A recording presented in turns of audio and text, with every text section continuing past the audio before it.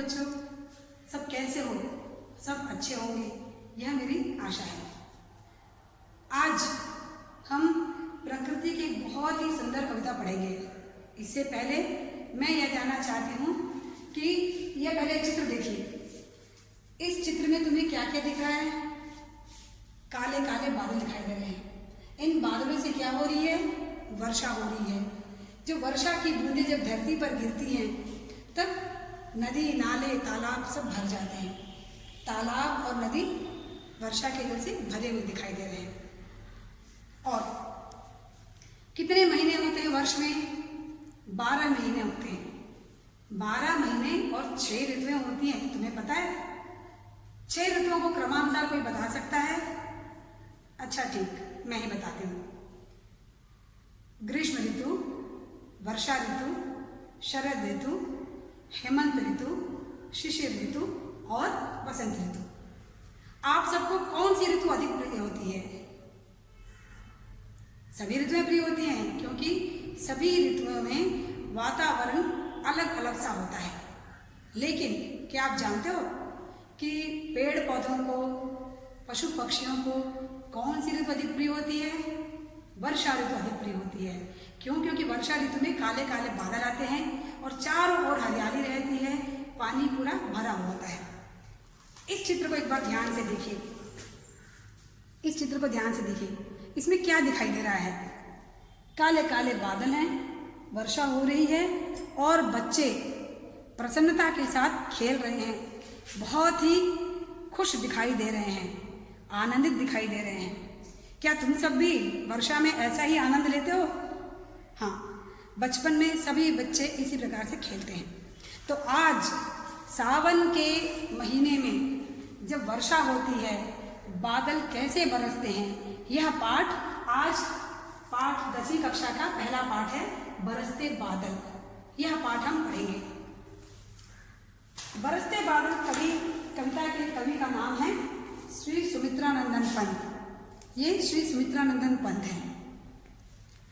ये छायावाद, इनके बारे में हम देखें जीवन परिचय, तो इनका जन्म सन 1900 में अल्मोड़ा के कौसानी नामक गांव में हुआ था। इनका जन्म सन 1900 में अल्मोड़ा के कौसानी नामक गांव में हुआ था। इनकी साहित्यिक विशेषताएं, ये प्रकृति के अद्वितीय कवि माने जाते हैं। प्रकृति के अद्वितीय कवि। प्रकृति का वर्णन इनके जैसा किसी और ने कभी नहीं किया। ये छायावाद के श्रेष्ठ कवि हैं। छायावाद के श्रेष्ठ कवि हैं। छायावाद के कवियों की विशेषता है कि वे प्रकृति का वर्णन बहुत अच्छे से करते हैं और इन्होंने प्रकृति का मानवीकरण किया है। प्रकृति का मानवीकरण ने प्रकृति के सभी निर्जीव और सजीव तत्वों को भी ध्वनि के रूप में प्रकट किया है और उनकी भावनाओं को प्रदर्शित करने का प्रयत्न किया है। इनकी रचनाएं ग्राम्या, युगांत, पल्लव, वीणा, ग्रंथि, गुंजन, स्वर्ण किरण, कला और बूढ़ा चांद, चिदंबरा आदि इनकी प्रसिद्ध रचनाएं हैं। इन रचनाओं के लिए इन्हें बहुत सारे पुरस्कार भी मिले हैं। उनमें से कुछ विशेष साहित्य और अकादमी पुरस्कार, सोवियत रूस पुरस्कार कला और बूढ़ा चांद साहित्य के लिए, उसी प्रकार ज्ञानपीठ पुरस्कार चिदंबरा काव्य के लिए इन्हें प्रदान किया गया। इनकी मृत्यु सन 1977 में हुई थी। कवि ने इस कविता में बादलों की सुंदरता और सावन के महीने की सुंदरता का वर्णन किया है। यह जो है गेयात्मक कविता है। इसे गाकर सुनाया जा सकता है और उसके साथ साथ ध्वन्यात्मक है। प्रकृति के सभी तत्वों की सुंदरता को ध्वनि और नाद के रूप से बताया गया है। प्रकृति में अनेक ऋतुएं होती है, जैसे हम जानते हैं, लेकिन वर्षा ऋतु का विशेष महत्व होता है। वर्षा ऋतु में चारों ओर काले काले बादल आकाश में छा जाते हैं। वर्षा होती है, नदी, नाले, तालाब सब कुछ जल से भर जाते हैं। और पशु पक्षी पेड़ पौधे सब उस वर्षा में पुलकित होकर आनंद से रहते हैं। आज हम इसी कविता को पढ़ने वाले हैं। इसका नाम है बरसते बादल। अब पहले 4 जो पंक्तियां हैं, इन 4 पंक्तियों को मैं पहले गा कर सुनाऊंगी, उसके बाद आप सब इसका अनुकरण करना। देखिए, झम झम झम झम मेघ बरसते हैं सावन के,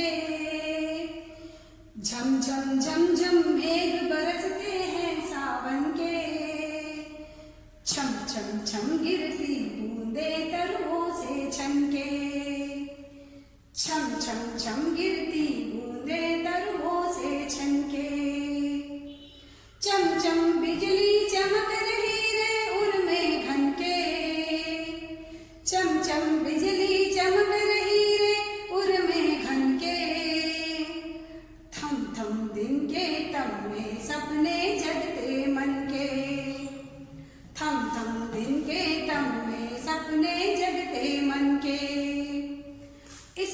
इस कविता में कवि ने बादलों की सुंदरता का वर्णन किया है।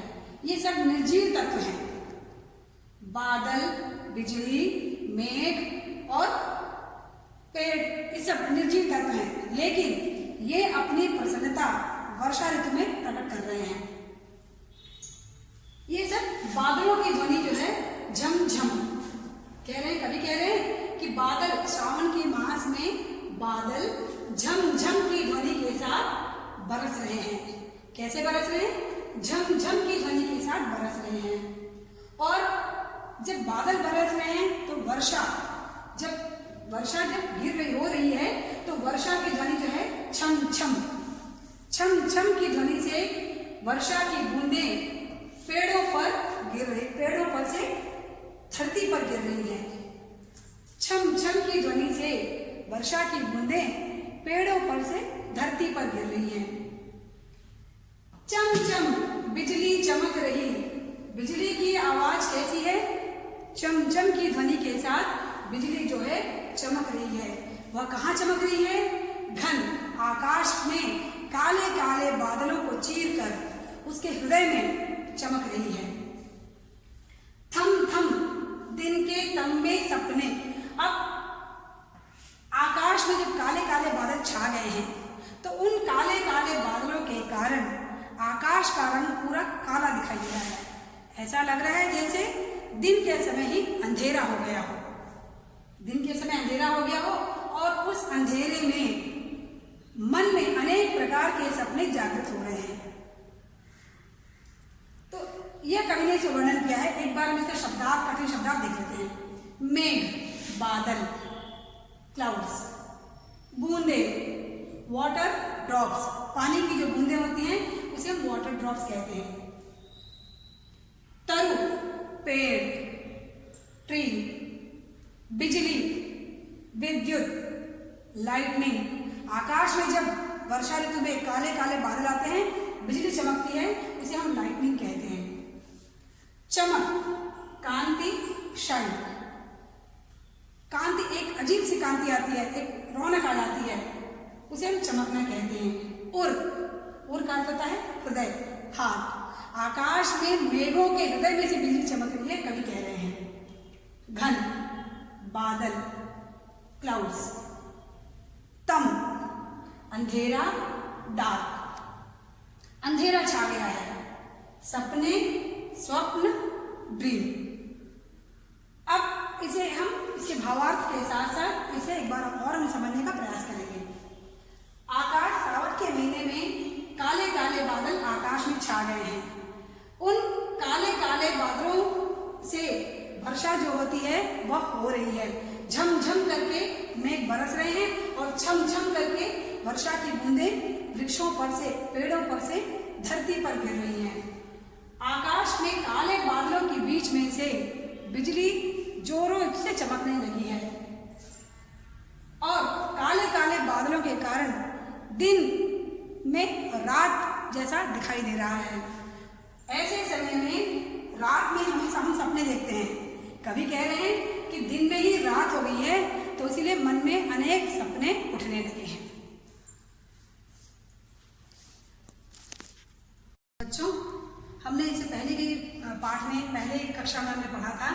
सावन के महीने में मेघ कैसे बरसते हैं। अब मेघ के बारे में, बिजली के बारे में, वर्षा के बारे में हमने पढ़ा था। अब यहाँ पर देखते हैं कि उस सावन के महीने में जो जीव जंतु, पशु पक्षी कैसे अपने आनंद को प्रकट कर रहे हैं। यह 4 पद मैं पहले गाकर सुनाती हूँ, उसके बाद आप इसका अनुकरण करना। दादुर टर टर करते चिल्ली बजती झंझन, दादुर टर टर करते चिल्ली बजती झंझन, म्याऊं म्याऊं रे मोर पियू पियू चातक के गण, म्याऊं म्याऊं रे मोर पियू पियू चातक के गण, उड़ते सोन बालक आद्र सुख से कर क्रंदन, उड़ते सोन बालक आद्र सुख से कर क्रंदन, घुमड़ घुमड़ कर मेघ गगन में करते गर्जन, घुमड़ घुमड़ कर मेघ गगन में करते गर्जन। इस पद में कवि ने जीव जंतुओं के आनंद को प्रदर्शित किया है। कवि कहते हैं, पहले हम शब्दार्थ देखते हैं। दादुर, दादुर यानी मेंढक। आप सबने इसे वर्षा ऋतु में देखा ही होगा। तालाब के पास, नदियों के पास टर टर की आवाज से चिल्लाते हैं।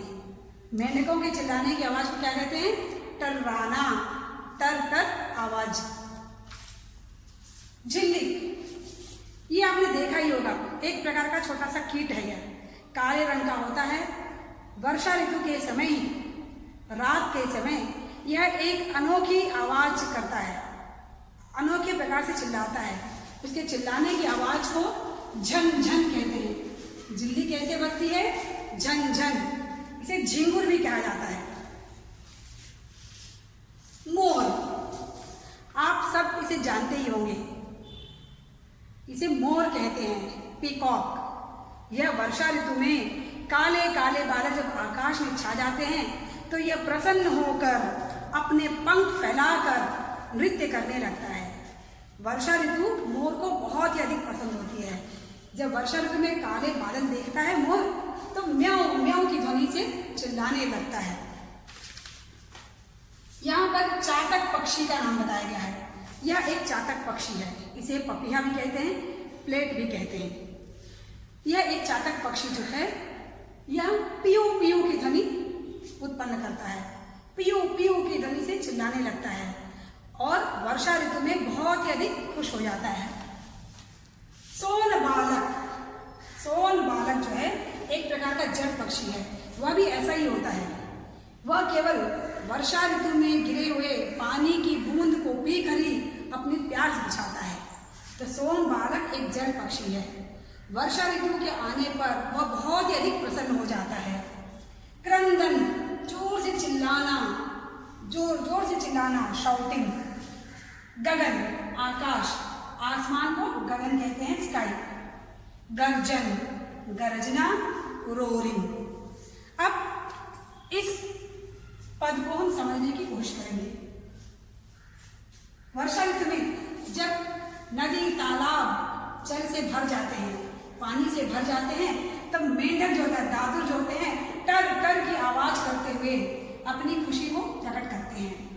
और जो झिंगुर जो है, झिंगुर जो कीट एक प्रकार का इंसेक्ट है, वह जो है की ध्वनि से झन झन करते हुए वह अपनी आवाज प्रदर्शित करता है, अपनी खुशी को बताता है। मोर जो होते हैं, म्याऊं म्याऊं की ध्वनि से आकाश में काले काले बादल देखकर वह प्रसन्नता से अपने पूरे पंख फैलाकर नृत्य करने लगता है। चातक पक्षी जो होते हैं, वह वर्षा ऋतु में आने वाले जल से ही, बरसने वाले जल से ही अपनी प्यास बुझाकर अपनी प्रसन्नता को प्रकट करते हैं। सोन बालक, यह एक प्रकार का जल पक्षी है। वह जब वर्षा ऋतु आती है तब अपने पंख फैलाकर आकाश में जोरों से उड़ते हुए आनंद के साथ जल को पीकर सुख का अनुभव करते हुए जोर जोर से चिल्लाने लगता है। काले काले बादल जब आकाश में आते हैं तो घुमड़ घुमड़ कर एक जगह से दूसरी जगह पर काले काले बादल गरजते हुए आकाश में घूमते हैं और वर्षा कराते हैं। तो इस प्रकार कवि ने मेंढक, झिल्ली, मोर, चातक, सोनबालक और मेघों के द्वारा वर्षा ऋतु में अपनी प्रसन्नता को बताया है।